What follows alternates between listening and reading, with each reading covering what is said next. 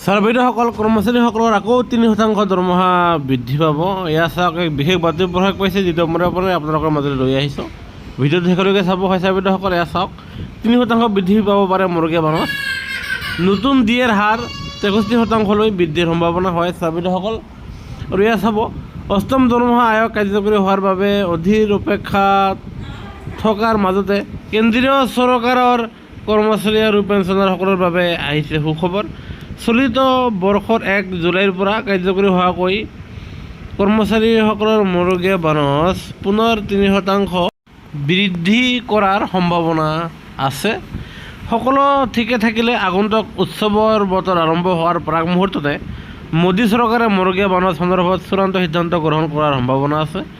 চৰকাৰী নিয়ম অনুসৰি 12 মাহৰ all India consumer price index for industrial workers AICPIWত মুদ্ৰাস্ফীতিৰ তথ্যৰ ওপৰত ভিত্তি কৰি বছৰত দুবাৰ কৰ্মচাৰীৰ মৰগীয়া বানচ সংযোজন কৰা হয়।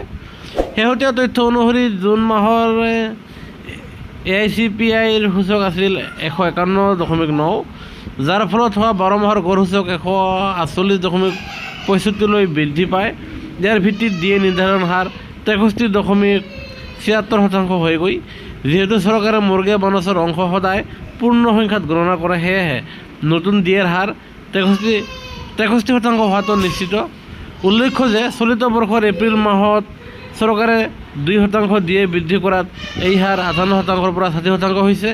এতিয়া অতিৰিক্ত 3% বৃদ্ধি কৰিলে মূল দৰমহা বেছিকৈ ভিত্তিত কৰ্মচাৰীসকলৰ উপাৰ্জন উল্লেখযোগ্যভাৱে বৃদ্ধি পাব, আৰু যাৰ ফলত কৰ্মচাৰীসকলৰ অহা দুৰ্গা পূজাৰ আশে পাশে আপোনালোকৰ পুনৰাই 3% মৰগীয়া বানচ বৃদ্ধি পাব, আৰু আপোনালোকে 3 মাহৰ এৰিয়াৰ লাভ কৰিবলৈ সক্ষম হ'ব। সেয়েহে কৰ্মচাৰী পেঞ্চনাৰসকলৰ প্ৰতিটো শেহতীয়া খবৰ, প্ৰতিটো শেহতীয়া জাননীসকলৰ লগত পাবলৈ আমাৰ চেনেলটো নিশ্চয় ছাবস্ক্ৰাইব কৰিবলৈ নাপাহৰিব। ধন্যবাদ।